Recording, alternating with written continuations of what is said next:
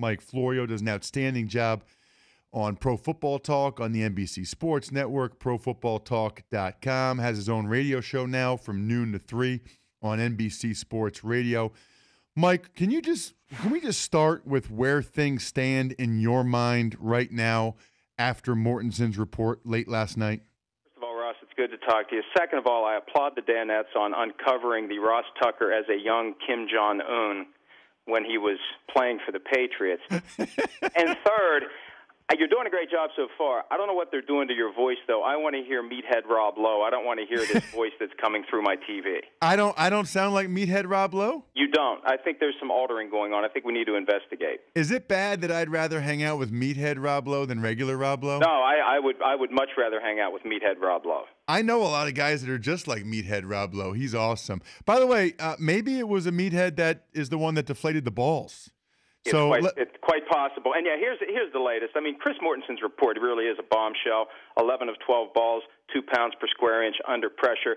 That still raises questions, and I don't think we just take that and say, okay, that means that there was some sort of foul play. There could be other explanations as to why the balls were 2 pounds per square inch. Well, the weather could be a factor, and look, I'm not an expert in thermodynamics. The ideal gas law applies here. You guys were talking about that earlier. As the temperature drops, air pressure does go down, and I'd like to know what the Colts ball's air pressure was.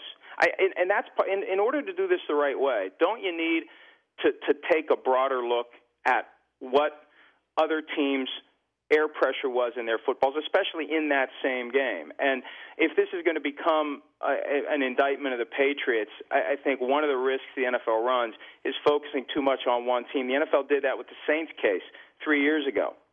If this is a cultural issue in the NFL, if quarterbacks routinely find ways to make the balls easier to grip, I don't think it's fair to just pluck one team out of 32 and nail them for something that others are doing. I mean, and that's not an excuse for the Patriots, but if it's a cultural issue in the NFL, you don't just ignore the rabbit hole. You don't just pour cement down it. You explore it, and you get to the bottom of it, and you try to change the culture. So that's one of the deeper issues that could come up if there's a finding that the Patriots did this deliberately. So in your mind, I know you talked to Troy Vincent, who's now the VP of Operations for the NFL. I know you talked to him yesterday. What are they doing right now? Because Mort has this report that 11 of the 12 balls were deflated. So what are they doing right now? Well, Troy said there's a team of investigators at the Patriots facility doing interviews, and they expect to have the investigation done within 2 to 3 days. That was as of Tuesday. And that doesn't mean we're going to get an announcement this week. It doesn't mean we're going to hear anything before the Super Bowl. I think that it's one thing to gather the evidence. It's another thing to figure out what you do with it, especially if you believe that there is something that happened that shouldn't have happened. And it's possible that it was a rogue employee or an employee who claims he went rogue, like what happened at USC a few years ago when they found that the footballs had been deflated. It was a student manager who claimed sole responsibility for it. Whether anyone believes that or not is a different issue.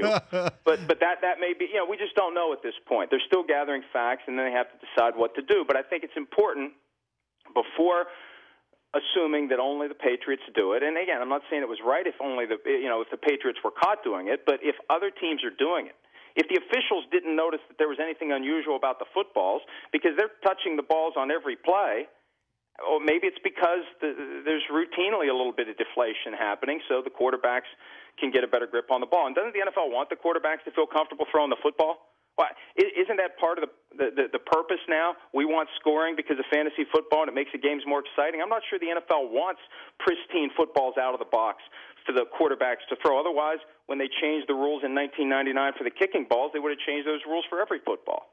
We're talking with Mike Florio, Pro Football Talk, ProFootballTalk.com, now has PFT Live on NBC Sports Radio.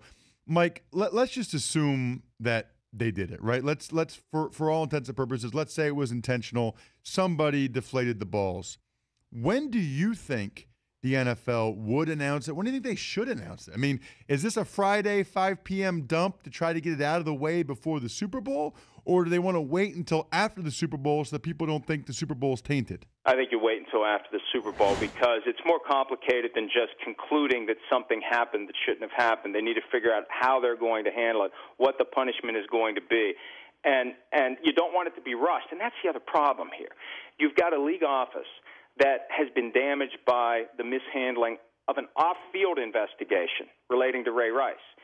And no one, I'm not going to say no one, I'm going to say there won't be consensus of an opinion that this was handled properly, because there's going to be suspicion lingering that the NFL can't properly do these investigations. And whatever the outcome, there's going to be people who throw stones at it. And I think if it seems rushed, it's more likely that there will be people who criticize the process. And look, the NFL can't win either way on this, because if you do it before the Super Bowl, well, you rushed it. If you wait, well, you just wanted to bury it. And this is one of the byproducts of having a horribly botched Ray Rice investigation.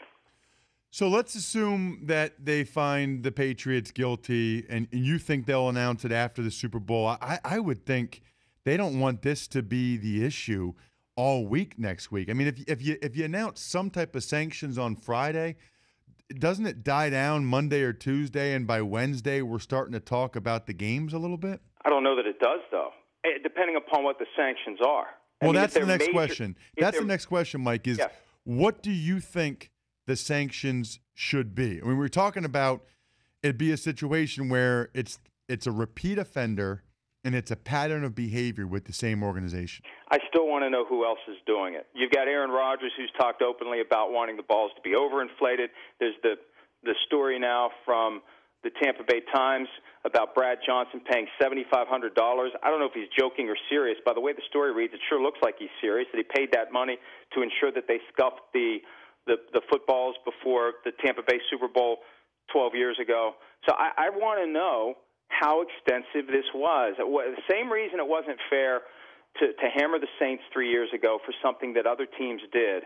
I think you need to know how widespread it is before you can determine a proper penalty. But the fact that the Patriots have been caught in the past would definitely work against them. That's why I just don't think it's something that you can reach a proper decision on quickly. I think they need to do further investigation. There's a lot of questions that need to be answered, and I think one of the biggest questions is how widespread is this practice? Yeah, is there any chance, Mike, that other teams do it, and maybe other teams know that the Patriots do it, but they don't say anything about it, but the Colts were tired of losing by 35 points to the Patriots every time they play them? There is something odd about the Colts making the complaint during the game. During the game, complaining about the notion that the ball seemed to be deflated, and the NFL acting on it during the game, which suggests that there was a degree of alarm, and maybe it's not as widespread as some would suggest now, if the NFL was going to mobilize that quickly to take those balls out of play. But, the Colts pulled the pin on the grenade.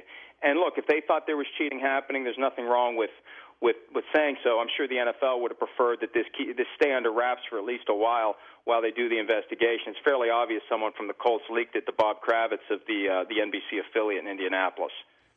Last question, Mike. Look into your crystal ball. When is it announced? What's announced? I know there's a lot of information that still needs to come out, but your best guess based on the information we have right now. Right now it doesn't look good, and I think it will be at some point after the Super Bowl, because it needs to be a thorough and fair investigation that there's going to be a high degree of public confidence in. And if there's evidence that somebody deliberately did it, look, last time around it was a first-round pick and massive fines, and why wouldn't that be the same result here if the determination is that there was deliberate misconduct? I still think it's too early to come to that conclusion. Mike, you are the man. Really appreciate the time. Looking forward to talking with you tonight, as we do every Tuesday and Wednesday on Pro Football Talk. Thanks, pal. There he is, Mike Florio, Pro Football Talk.